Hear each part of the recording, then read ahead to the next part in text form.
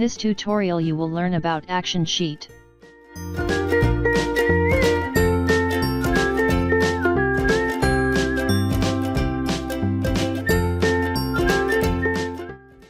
Press Ctrl and link this button to the Swift file and release the button.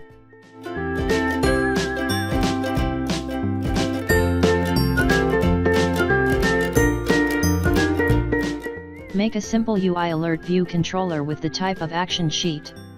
We will make 2 actions for task, and third one will be used for dismiss the actions sheet.